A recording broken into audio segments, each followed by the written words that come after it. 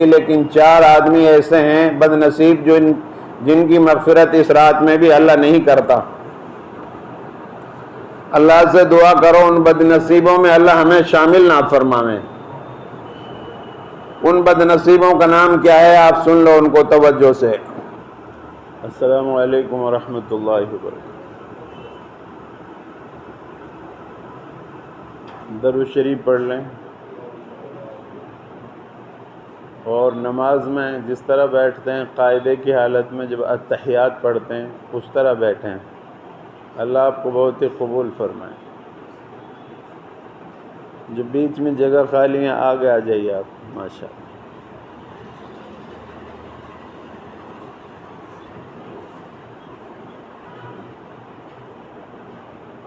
الحمدللہ رب العالمین والصلاة والسلام علی رسولہ الامین، اما بعد فاعوذ باللہ من الشیطان الرجیم، بسم اللہ الرحمن الرحیم۔ انا انزلناہ فی لیلۃ القدر وما ادراک ما لیلۃ القدر، لیلۃ القدر خیر من الف شہر، تنزل الملائکۃ والروح فیہا بإذن ربہم من کل امر، سلام ہی حتی مطلع الفجر۔ میرے بھائیو، اللہ کا بڑا فضل ہوا کہ اللہ نے ہمیں انسان بنایا اور حضرت محمد مصطفیٰ صلی اللہ علیہ وسلم کی امت میں پیدا فرمایا اور ایمان کی توفیق عطا فرمائی۔ اس پر ہمیں اللہ کا شکر ادا کرنا چاہیے۔ میرے بھائیو، اگر امت کو یہ پتہ چل جائے رمضان کیا ہے تو امت یہ تمنا کرے کہ کاش سارا سال رمضان کا ہو جائے۔ بہرحال اس مہینے کے 2 عشرے آج مکمل ہونے جا رہے ہیں۔ پہلا عشرہ رحمتوں کا وہ بھی گزر گیا، اب مغفرتوں کا عشرہ بھی آج مغرب کے وقت ختم ہو جائے گا۔ اللہ سے دعا ہے اللہ رب العالمین جو ہم نے اس میں غفلتیں برتی ہیں، کوتاہیاں برتی ہیں، ان کو معاف فرمائیں، اور ان عشروں کی رحمت اور برکتیں اور مغفرتیں اللہ ہمیں بھی عطا فرمائیں۔ میرے بھائیو، اب آخری عشرہ نچوڑ رہ گیا اس مہینے کا۔ اللہ تبارک و تعالی قرآن مجید میں فرماتے ہیں کہ محمد صلی اللہ علیہ وسلم، ہم نے آپ کو اور آپ کی امت کو شب قدر کی رات عطا فرمائی۔ شب قدر میں ہم نے قرآن کا نزول فرمایا۔ شب قدر کی اہمیت اسی سے بہت زیادہ واضح ہو جاتی ہے کہ اس مقدس رات میں قرآن جیسی عظیم کتاب اللہ نے دنیا میں نازل فرمائی۔ اس رات کی تقدس اسی بات سے واضح ہو جاتی ہے کہ اللہ نے اس رات میں قرآن کو نازل فرمایا، اور یہ رات پہلی امتوں کو اللہ نے نہیں دی، اس امت کو عطا فرمائی۔ حدیث پاک میں آتا ہے ایک مرتبہ اللہ کے رسول صلی اللہ علیہ وسلم نے بنی اسرائیل کے ایک آدمی کا ذکر کیا کہ وہ 1000 مہینے تک جہاد میں مشغول رہا۔ اس پر صحابہ کو رشک ہوا کہ ان کی 1000 مہینے کی جہاد اور عبادت، اور ہماری عمر 60-70، ہماری عمر تو ان کے مقابلے میں نہ ہونے کے برابر ہے۔ تو پھر اللہ تبارک و تعالیٰ نے شب قدر کی رات عطا فرمائی۔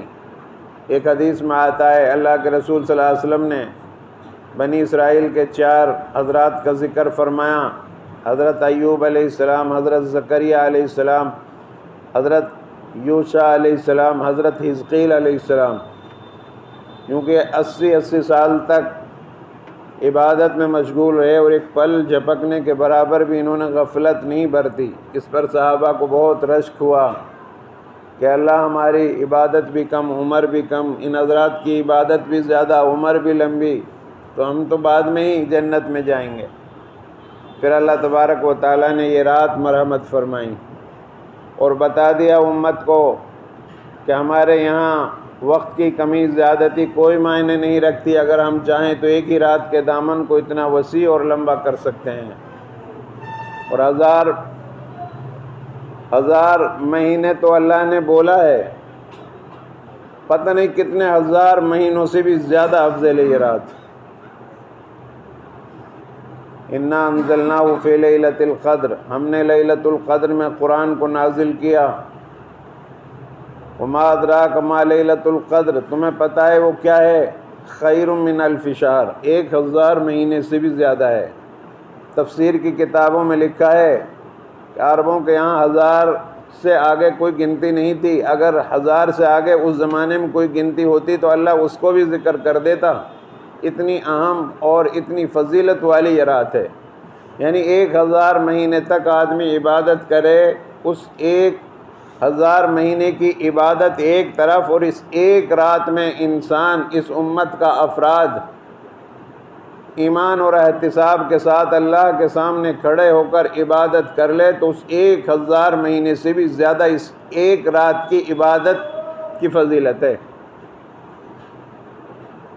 اور کسی آدمی کو 10 راتیں نصیب ہو جائیں، آخری عشرہ پورا ہی نصیب ہو جائے تو کتنی بڑی فضیلت اس آدمی کو ہاتھ میں آئے گی، کتنی بڑی فضیلت ہوگی۔ تو میرے بھائیو، اللہ پاک فرما رہے ہیں وہ 1000 مہینے سے بہتر ہے۔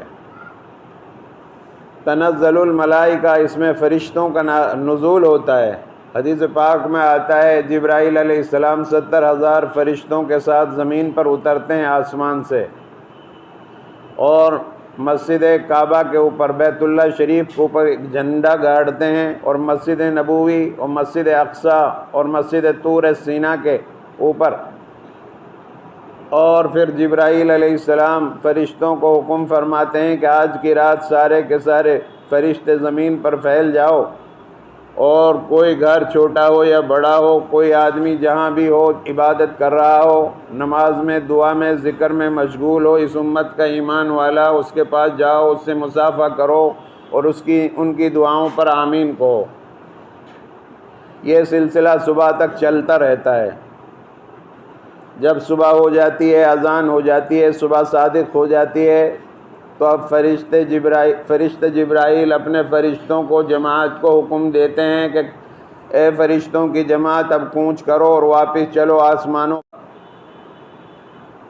تو جب فرشتے جمع ہو جاتے ہیں تو فرشتے جبرائیل امین سے عرض کرتے ہیں، جبرائیل، اللہ تبارک و تعالیٰ نے محمد صلی اللہ علیہ وسلم کی امت کے روزے داروں کے بارے میں کیا معاملہ فرمایا؟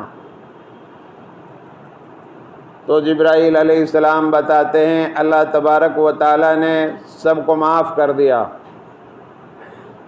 سب کی باتوں کو قبول کر لیا، اور سارے لوگوں کو جنہوں نے اس رات میں محنت کی، جد و جہد کی، عبادت کی، ان سب کو معاف کر دیا، 4 شخصوں کے علاوہ۔ اب اندازہ لگاؤ اس رات میں اللہ عمومی مغفرت فرما رہا ہے بندوں کی، لیکن 4 آدمی ایسے ہیں بد نصیب جن کی مغفرت اس رات میں بھی اللہ نہیں کرتا۔ اللہ سے دعا کرو ان بد نصیبوں میں اللہ ہمیں شامل نہ فرمائے۔ ان بد نصیبوں کا نام کیا ہے؟ آپ سن لو ان کو توجہ سے۔ سب سے پہلا بد نصیب وہ شخص ہے جو شراب پیتا ہو۔ شراب پینے والے آدمی کی اس رات میں بھی اللہ مغفرت نہیں کرتا۔ اللہ کے رسول صلی اللہ علیہ وسلم نے ارشاد فرمایا، شراب تمام برائیوں کی جڑ ہے۔ بیڑی ہے، پان ہے، گٹکا ہے، تمباکو ہے، حقہ ہے، ان تمام چیزوں سے، نشہ آور چیزوں سے، جتنی بھی نشہ آور چیزیں، ان سے اپنے آپ کو، اپنے نسلوں کو بچاؤ میرے بھائیوں۔ کتنے بچے ایسے ہیں، کتنے لوگ ایسے ہیں جو نشے کی حالت میں یا پیسہ نہ ملنے کی وجہ سے نشہ کرنے کے لیے اپنے گھر کے برتنوں کو توڑ پھوڑ کر دیتے ہیں، پرسکون ماحول کو تھوڑی دیر میں کلیس میں بدل دیتے ہیں۔ یہ سب اللہ کے رسول نے جو فرمایا تمام برائیوں کی جڑ شراب ہے۔ ان کو تو چاہے وہ چوری کرو، چاہے ان کے لیے برتن بکیں، زیور بکیں، مکان بکیں، انہیں نشہ کرنا ہے۔ جب تک وہ نشہ نہیں کر لیں گے ان کو سکون نہیں ملے گا۔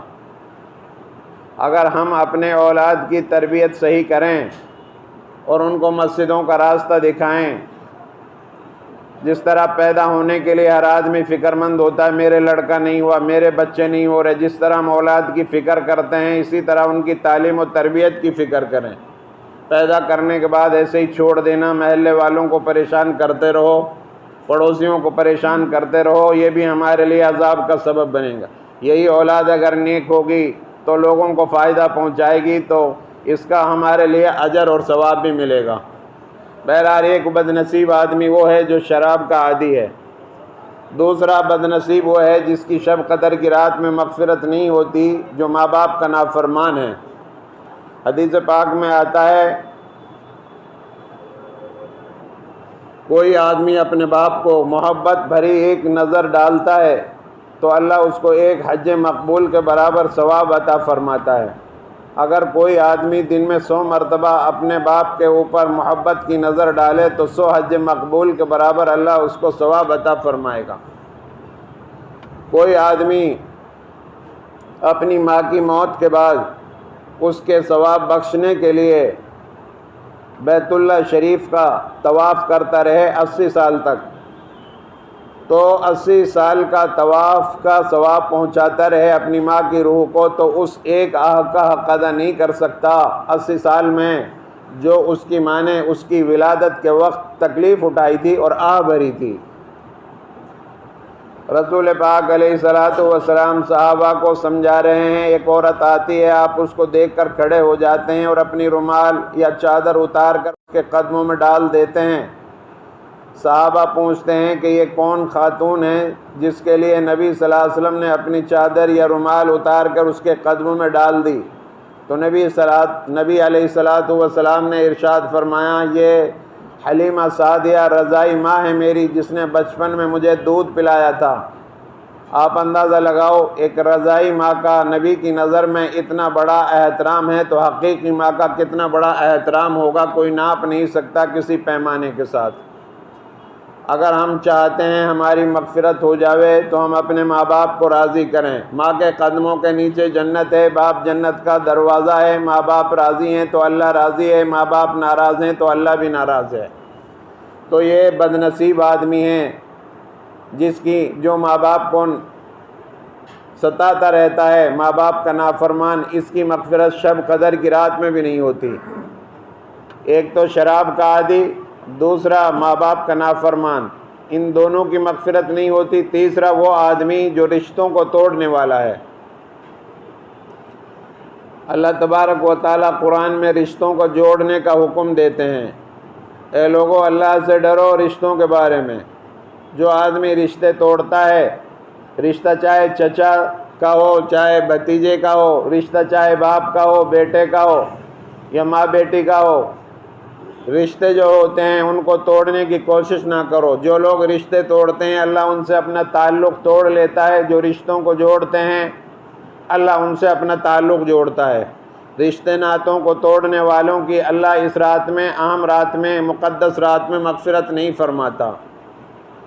چوتھا وہ آدمی جو کینہ رکھنے والا ہے، دل میں کینہ رکھتا ہے، حسد رکھتا ہے، اس کی بھی اللہ مغفرت نہیں فرماتا۔ تو میرے بھائیو، دل میں کینہ نہ رکھیں، حسد نہ رکھیں۔ لڑائی جھگڑے اگر ہم کرتے ہیں تو لڑائی جھگڑے کرنے والوں کی بھی اس رات میں مغفرت نہیں ہوتی۔ جو زنا کرنے کی وجہ سے ناپاک ان راتوں میں پڑے رہتے ہیں اللہ ان کی بھی مغفرت نہیں فرماتا۔ جن گھروں میں کتا ہوتا ہے شوق کے لیے پلا ہوا یا خنزیر ہوتے ہیں، وہاں بھی رحمت کے فرشتے نہیں داخل ہوتے، ایسے لوگوں کی بھی اللہ مغفرت نہیں فرماتا۔ اور آپس میں لڑنے والوں کی بھی مغفرت نہیں فرماتا۔ حدیث میں آتا ہے ہر پیر و جمعرات میں اللہ کے ہاں انسانوں کے اعمال پیش ہوتے ہیں، ہر آدمی کی اللہ مغفرت کرتا رہتا ہے، لیکن آپس میں لڑنے والوں کو چھوڑ دیتے ہیں کہ ان کو چھوڑ دو یہاں تک کہ یہ صلح کر لیں۔ اگر ہماری کسی سے لڑائی ہے، جھگڑا ہے، کوئی بات ہو گئی ہے تو ہم آج ہی ان سے صلح کر لیں۔ اگر ہم صلح نہیں کرتے ہیں تو ہماری شب قدر کی رات میں بھی اللہ مغفرت نہیں فرمائے گا۔ بہرحال شب قدر کی رات میں فرشتے زمین پر آتے ہیں۔ جبرائیل علیہ السلام کا آنا خود قرآن میں موجود ہے، اور فرشتے آتے ہیں 70,000، ان کا آنا خیر و برکت سے خالی نہیں ہے۔ بہرحال یہ رات جو ہے سراپا صبح تک سلامتی ہے، امن والی رات ہے۔ اس میں صبح صادق تک اللہ تبارک و تعالیٰ کے فرشتے ہر خیر کو لے کر، ہر امر کو لے کر کے زمین پر آتے ہیں۔ حدیث پاک میں آتا ہے اس رات میں انسانوں کی تقدیر کو اللہ چیک کرتے ہیں، اور 1 سال کی ایک سال کے حالات فرشتوں کو تھما دیتے ہیں کہ اس سال جو ہے ان لوگوں کی اتنے بچے دنیا میں پیدا ہوں گے، ان لوگوں کی موت آنی ہے، اور اتنے حادثات ہوں گے، فلاں آدمی کو اتنی عزت ملنی ہے، فلاں کو اتنا رزق ملنا ہے، اور اتنی بھلائیاں آئیں گی، اتنی دنیا میں برائیاں آئیں گی۔ اور جو لوگ اچھے عمل کرتے ہیں اس رات میں، اللہ سے معافی تلافی کرتے ہیں، اللہ ان کے لیے خیر کا معاملہ لکھ دیتا ہے، اور جو لوگ مستی میں عیش و عشرت میں بازار اور مارکیٹ میں گھومتے رہتے ہیں، اللہ ان کے لیے برے حالات لکھتے ہیں۔ بہرحال ہم جو ہے نفسانی خواہشات پر نہ چلیں، اللہ اور اس کے رسول کے حکموں کے مطابق چلیں۔ اس رات کے بارے میں رسول اللہ صلی اللہ علیہ وسلم کو اللہ نے اطلاع دے دی تھی کہ یہ رات فلاں تاریخ میں ہے۔ اللہ کے رسول صلی اللہ علیہ وسلم اس رات کی اطلاع دینے کے لیے صحابہ کے درمیان جا رہے تھے، تو بیچ میں دیکھا دو آدمی آپس میں اختلاف کر رہے ہیں، لڑ رہے ہیں، آپ ان کا بیچ بچاؤ کرنے لگے، اور اس جھگڑے کی وجہ سے، بیچ بچاؤ کرنے کی وجہ سے اللہ نے آپ کے ذہن سے اس رات کو بھلا دیا۔ اب اس رات کو طاق راتوں میں تلاش کرو، 21 ہے، 23 ہے، 25 ہے، 27 ہے، 29 ہے، یہ طاق راتیں ہیں۔ ان راتوں میں ہمیں اس شب قدر کی رات کو تلاش کرنا ہے۔ اللہ کے رسول صلی اللہ علیہ وسلم سے حضرت عائشہ رضی اللہ تعالی عنہا نے پوچھا تھا، اگر مجھے شب قدر کا علم ہو جائے تو کیسے دعا مانگوں؟ تو اللہ کے رسول صلی اللہ علیہ وسلم نے بہت جامع دعا ارشاد فرمایا تم یہ دعا پڑھ لینا، اللہم انکا عفو تحب العفو فاعف عنی۔ اس رات میں زیادہ سے زیادہ اس کو پڑھیں، پھر قرآن مجید پڑھیں، پھر دعا مانگیں، پھر اللہ کا ذکر کریں، پوری رات جاگیں، اور پھر فجر کی نماز جماعت سے پڑھیں۔ جو آدمی پوری رات جاگا اور فجر کی نماز جماعت سے نہیں پڑھی یا قضا کر دی تو اس کا پوری رات کا جاگنا بیکار ہو گیا۔ کوئی آدمی پوری رات جاگے اور پھر تھوڑی دیر کے لیے ہنسی مذاق کر لیا، کسی کو مذاق کر لیا، کسی سے کسی کی تذلیل کر لی اور اس کا دل دکھ گیا تو اس کا بھی پوری رات کا جاگنا بیکار ہو گیا۔ ہم ان راتوں میں عبادت کریں اور جو ہے اس عبادت کو بچانے کی کوشش کریں، کہیں ہماری عبادت ضائع نہ ہو جائے۔ اللہ کے رسول صلی اللہ علیہ وسلم نے ان راتوں کی تلاش کے لیے ہمیشہ رمضان کے آخری عشرے کا اعتکاف فرمایا، اور جس سال آپ کی انتقال ہوا، آپ کی وفات ہوئی، اس سال آپ نے 20 روزوں کا اعتکاف فرمایا، اور آخری عشرے میں اللہ کے رسول صلی اللہ علیہ وسلم ان دونوں عشروں سے زیادہ عبادت میں مشغول ہو جاتے تھے۔ اپنی لنگی کو باندھ لیتے تھے مضبوط، اور کمر کو کس لیتے تھے، اور خود بھی جاگ کر عبادت کرتے تھے، اپنے گھر والوں کو بھی عبادت کے لیے جگاتے تھے۔ آپ کا جب رمضان کا مہینہ آتا تھا آپ کا چہرے کا رنگ بدل جاتا تھا، نماز میں اضافہ ہو جاتا تھا، دعا میں عاجزی کرتے تھے، پورے جسم پر ورم رہتا تھا، شروع رمضان سے لے کر ختم رمضان تک بستر پر تشریف نہیں لاتے تھے۔ آپ بخشائے ہیں، اتنی عبادت کر رہے ہیں، ہمارے لیے کوئی اللہ کی طرف سے وعدہ نہیں۔ ہم اس راتوں میں، ان ایام میں اور اس مہینے کو ایسے ہی گزار دیتے ہیں، غفلت سے گزار دیتے ہیں۔ کتنے لوگ تراویح چھوڑ چکے ہیں، کتنے لوگ نمازیں نہیں پڑھ رہے ہیں، کتنے لوگ روزے نہیں رکھ رہے ہیں۔ یہ چند لوگ ہیں جو دکھائی دے رہے ہیں، اکثریت مسلمانوں کے ایسے ہیں جو روزے نہیں رکھتے، جو تراویح نہیں پڑھتے، جو قرآن مجید کو نہیں دیکھتے، جو دینی مجلسوں میں شرکت نہیں کرتے۔ جمعے میں لوگ نظر آ رہے ہیں۔ راضی کریں، رحمتوں کا عشرہ گزر گیا، مغفرتوں کا عشرہ آج ختم ہو جائے گا، اب خلاصی جہنم کا عشرہ شروع ہوگا۔ زیادہ سے زیادہ قرآن پڑھیں، زیادہ سے زیادہ تکبیر اولیٰ کے ساتھ فرض نمازوں کو ادا کریں، اور جو ہے برائیوں سے بچنے کی مشق کریں۔ تقویٰ کا مہینہ ہے، سیدھے راستے پر آنے کا مہینہ ہے، ہدایت کا مہینہ ہے، اللہ کی نعمتوں کا شکر ادا کرنے کا مہینہ ہے۔ شیطان کو بند کر دیا گیا، جنت کے دروازے کھول دیے گئے، جہنم کے دروازے بند کر دیے گئے۔ اللہ کی رحمت عامہ لوگوں کی طرف متوجہ ہے، جو جتنا اس میں اللہ سے مانگ لے اللہ اس کو اتنا عطا فرما دیتا ہے۔ اس کے بعد آپ حضرات سے یہ کہوں گا، آپ اپنے اپنے طرف سے، اپنے اہل و عیال کی طرف سے ہر آدمی صدقہ فطر ادا کرے۔ حدیث پاک میں آتا ہے جو آدمی روزہ رکھے اس کے روزے زمین اور آسمان کے درمیان لٹکے رہتے ہیں، معلق رہتے ہیں۔ جب صدقہ فطر ادا کر دیتا ہے تو اس کے روزے مقبول ہو جاتے ہیں، آسمان پر چڑھ جاتے ہیں۔ صدقہ فطر کی وجہ سے جو روزوں میں کوتاہی رہ جاتی ہے اللہ اس کو پوری کر دیتا ہے۔ تو ہر آدمی اپنی طرف سے، اپنے نابالغ اولاد کی طرف سے، اپنی بیوی بچوں کی طرف سے، جو آپ کے ماتحت میں ہیں، جن کا آپ کے اوپر حق ہے، ان کی طرف سے آپ ہر آدمی 100 روپیہ فی آدمی صدقہ فطر کا نکالیں۔ اللہ کے رسول صلی اللہ علیہ وسلم کشمش سے بھی نکالا کرتے تھے، کھجوروں سے بھی نکالا کرتے تھے۔ بہت سے آدمی تو ایسے ہیں جو ایک آدمی کی طرف سے 500 روپیہ ادا کرتے ہیں، اور کشمش کا حساب لگا کر کتنے کی بن رہی ہے کشمش، 3.5 سیر یا 2.25 سیر کشمش کتنے کی بن رہی ہے، یا کھجور 2.25 سیر کتنے کے بن رہے ہیں، اس حساب سے پیسہ جمع کر رہے ہیں۔ ہم 60 روپے پر اڑے ہوئے ہیں، 70 روپے پر اڑے ہوئے ہیں۔ میرے بھائیو 70 روپے کا 2.25 سیر زیادہ ہوتا ہے، کلو کم ہوتا ہے۔ کہاں آٹا آ رہا ہے؟ 40-50 روپے اچھا آٹا آ رہا ہے۔ آدمی 2 روپے فالتو نکالے، کم سے کم 100 روپے تو نکالے۔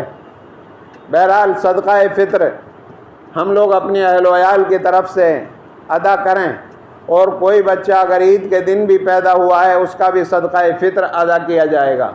بہت سے لوگ اپنی گاڑی کا نکالتے ہیں، گاڑی کا کوئی صدقہ فطر نہیں ہوتا، مال کی زکوٰۃ ہوتی ہے۔ جو آدمی مال کی زکوٰۃ ادا کر دیتا ہے وہ اللہ اور اس کے رسول سے محبت کرتا ہے، اور مال کی زکوٰۃ ادا کرنے کی وجہ سے مال ہمارا محفوظ ہو جاتا ہے۔ نہ وہ جلے گا، نہ چوری کریں گے اس کو کوئی، نہ پولیس والے اس کو ناحق طریقے سے کھائیں گے، نہ کورٹ میں جانا پڑے گا، نہ اسپتالوں میں چکر کاٹنے پڑیں گے۔ جو اللہ کے راستے میں خرچ کرے گا اور زکوٰۃ ادا کرے گا، اللہ کے یہاں اس کا مال محفوظ ہو گیا، اور جو ہے اس کو اللہ تبارک و تعالی محفوظ فرما دیتا ہے الائیں بلاؤں سے۔ جس طرح نماز فرض ہے، روزے فرض ہیں، حج فرض سمجھتے ہیں، توحید و رسالت کو فرض سمجھتے ہیں، اسی طرح زکوٰۃ کا رکن ہے اسلام کا، اس کو ہم فرض سمجھیں۔ اگر ہم زکوٰۃ ادا نہیں کرتے ہیں تو حضرت ابو بکر صدیق رضی اللہ تعالیٰ عنہ نے فرمایا میرا اس کے ساتھ اعلان جنگ ہے۔ بہرحال ہم زکوٰۃ اپنے اموال کی ادا کریں۔ جو آدمی مالدار ہے اپنا پیسہ کا حساب لگائے اور ہر 100 روپے پر 2.5 روپے نکالے۔ اللہ کے رسول صلی اللہ علیہ وسلم کے زمانے میں ایک ثعلبہ نام کا آدمی تھا، وہ آیا آپ صلی اللہ علیہ وسلم کے پاس، کہنے لگا یا رسول اللہ صلی اللہ علیہ وسلم مجھے مالدار ہونے کی دعا کر دو۔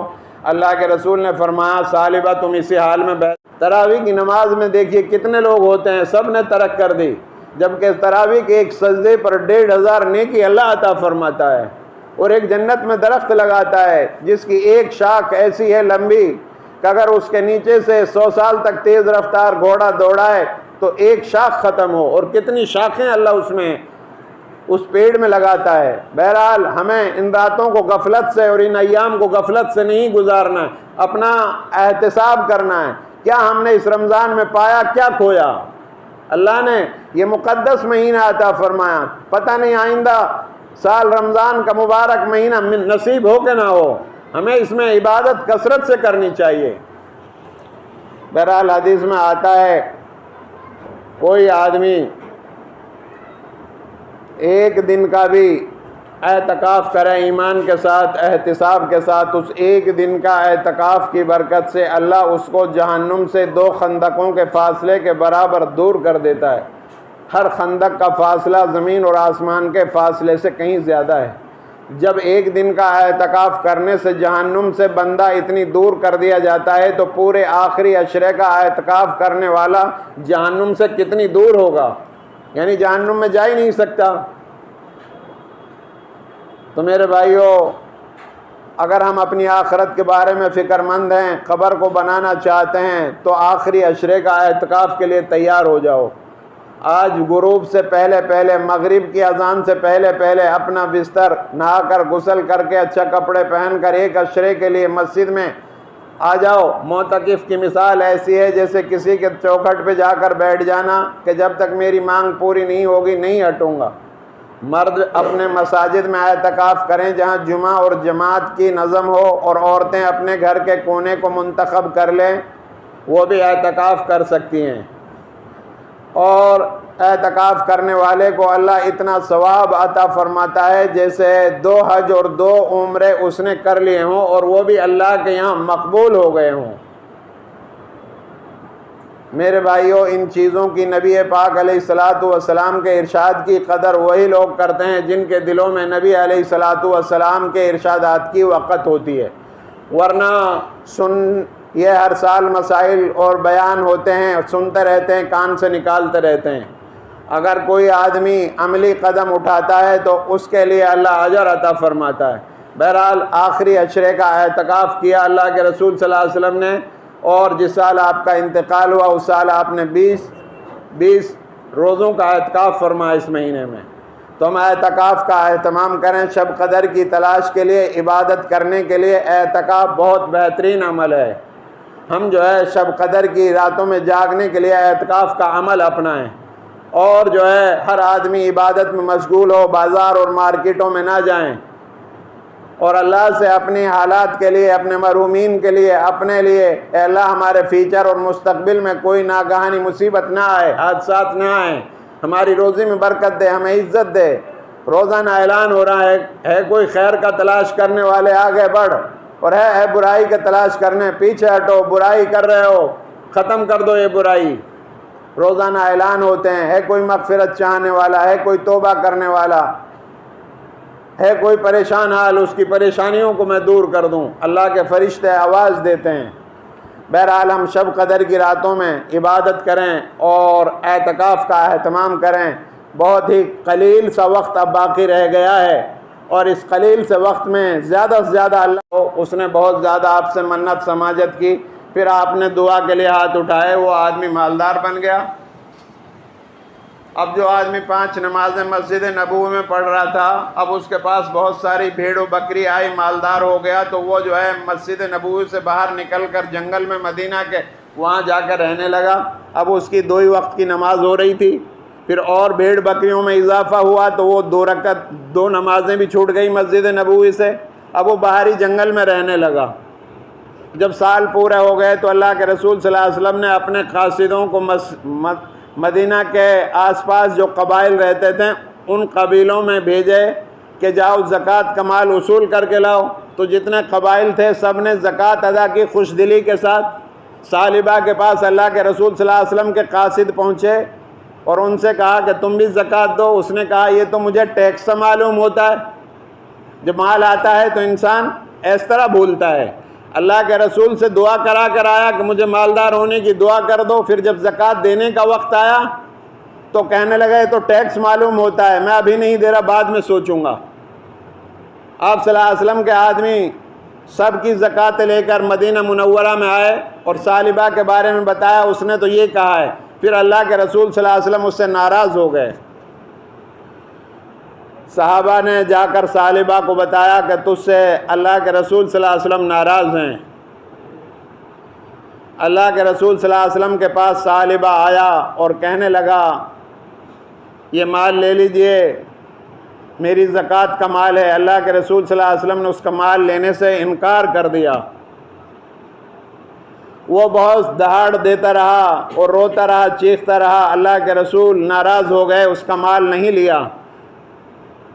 اور پھر حضرت ابو بکر کا زمانہ آیا تو ثعلبہ مال کی زکوٰۃ لے کر آیا۔ ابو بکر نے فرمایا جس کا مال کی زکوٰۃ اللہ کے رسول صلی اللہ علیہ وسلم نے نہ لی، ابو بکر کون ہوتا ہے اس کے مال کی زکوٰۃ لے، لہذا میں تمہارے مال کی زکوٰۃ نہیں لوں گا۔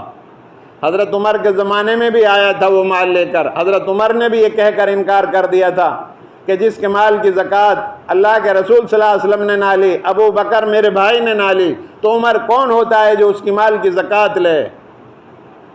یعنی اللہ اور اس کے رسول ثعلبہ سے ناراض، ثعلبہ مالدار ہونے کے باوجود بھی ناکام ہو گیا۔ تو مال کی اکڑ سے بچیں، غرور سے بچیں۔ یہ مال ہمارے پاس امانت ہے، موت پر ہمارے موت پر یہ مال وارثوں کا ہو جائے گا۔